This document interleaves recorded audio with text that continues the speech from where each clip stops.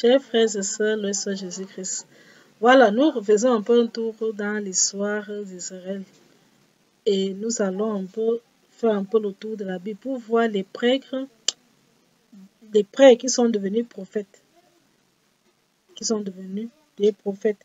Au point même d'abandonner leur mission, les fonctions de prêtre vraiment pour se consacrer vraiment à leur mission prophétique. Nous allons prendre un peu deux de l'Ancien Testament et un du Nouveau Testament. Parmi les deux de l'Ancien Testament, nous allons parler du prophète Ézéchiel. Nous connaissons tous Ézéchiel, qui est l'un des 4 grands prophètes de la Bible. Il a écrit 4 grands prophètes. Pourquoi? Parce qu'il a écrit son livre, donc on appelle ce livre prophétique. C'est l'un des livres les plus grands, c'est-à-dire après Ésaïe, Jérémie, vient donc Ézéchiel, voilà, suivi bien sûr de Daniel. Pour les Bibles catholiques de Daniel, donc c'est les 4 grands prophètes de la Bible, Ésaïe, Jérémie, Ézéchiel et Daniel, parce que leurs livres sont un peu grands. Voilà. Le prophète Ézéchiel, comme je vous l'ai dit au début, en Israël, on ne devient pas prêtre. C'est pas comme pour nous dans l'église chrétienne, comme chez les catholiques, non. Chez les catholiques, on ne naît pas prêtre. Personne ne naît prêtre chez les catholiques. D'où vient chez les chrétiens, on ne naît pas prêtre, mais on devient prêtre. Ça veut dire que tu peux naître dans une famille, personne chez toi était prêtre, tu deviens le premier prêtre de ta famille. Ça, c'est chez les chrétiens. Mais chez les juifs, on ne devient pas prêtre, on est prêtre. Pourquoi? Parce que tu ne peux pas être prêtre chez les juifs. Si ton père, ton grand-père, bref, si tu n'étais pas de prêtre, c'est-à-dire la prêtrise, c'est par hérédité.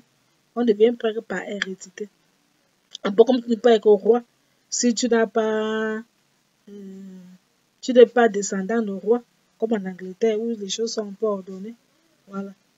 Il faut que la famille royale, sauf en cas de coup d'État, mais ça ne se fait pas. Donc. Voilà un peu, c'est comme ça que les jeux, pour être prêtre, il faut être descendant d'un prêtre et il faut appartenir à la tribu de Lévi. Et justement, donc, il y a eu des gens dans la Bible qui étaient dans les prêtres, mais que Dieu a appelé plutôt à ça. C'est le cas donc d'Ézéchiel. Ézéchiel était prêtre à Jérusalem, au temps du roi Joachim, le fils du roi Joachim. Il s'est rébellé contre le roi Nabuchodonosor et Nabuchodonosor est venu frapper le peuple. Ce fut dans le temps de la première déportation.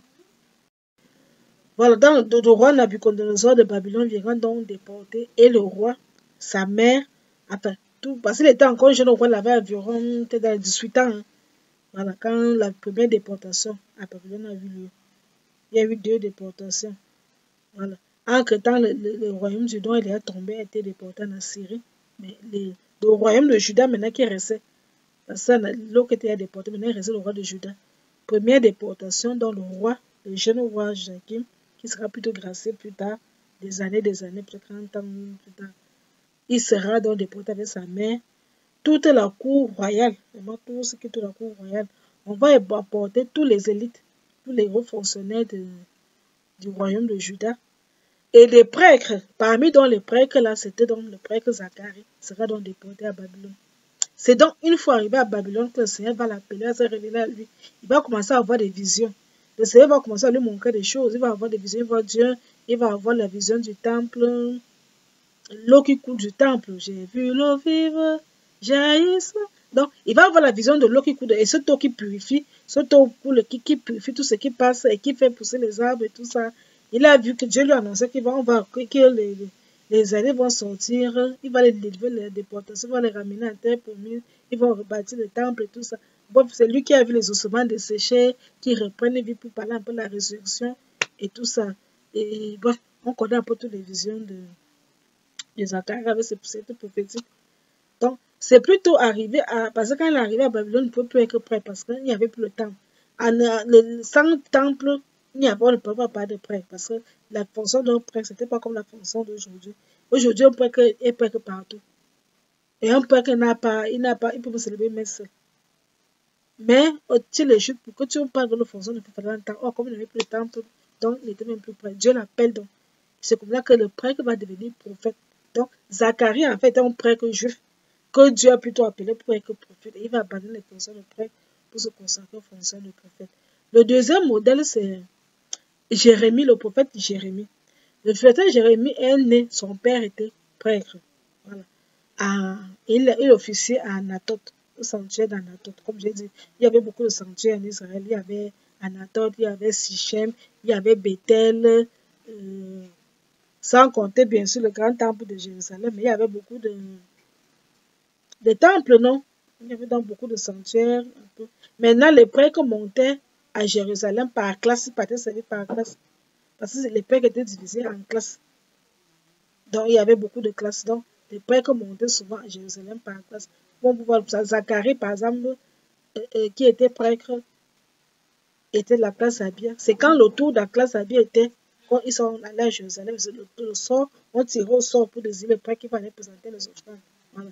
Donc, Jérémie donc, est d'un fils d'un prêtre. Donc, lui-même prêtre, normalement, il était appelé à servir à Anathoth comme son père. Mais le Seigneur va l'appeler. Et il va lui dire, avant que toi, tu ne sois conçu, moi, je te connaissais.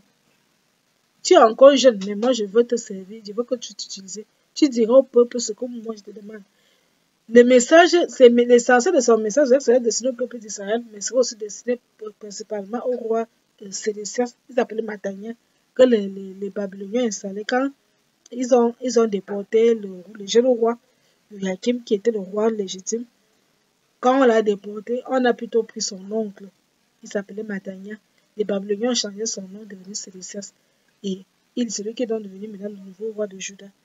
Mais sauf que Matania, Sédécias, non seulement il ne va pas marcher sur les voies du Seigneur, mais il va se rébeller encore contre Babylone. Et quand il ne va plus se soumettre, Jérémie aura donné le message à lui agresser. Et après ça, ce peuple a le moyen de se convertir. En disant que Babylone, Nabucodonosor sera l'instrument de châtiment de Dieu et qui risque la déportation. Ils ne vont pas le croire. Mais ce que Jérémie a annoncé va s'accomplir. Donc, il va quitter Anatole pour aller exercer son ministère à Jérusalem. C'est vraiment à Jérusalem, au temple de Jérusalem, qu'il exerçait l'essentiel de son ministère. Et on sait qu'avant la déportation, après la déportation, quand les Babyloniens vont attaquer Jérémie, aura le temps de fuir, on va l'entraîner. On ne sait pas exactement où les partis seraient partis en Égypte. On ne sait pas exactement. En tout cas, là où on l'a entraîné, c'était en Égypte. C'est là-bas aussi que les partis mourir. C'est là-bas, on ne sait plus rien de sa fin. On a sur l'habitude de dire que Jérémie est que Lamentation, mais les faits historiques montrent que non, il ne peut pas avoir assisté parce que le livre de Lamentation, c'est après que l'on ait brûlé la ville de Jérusalem. L'auteur s'étonne de comment en est-on arrivé là.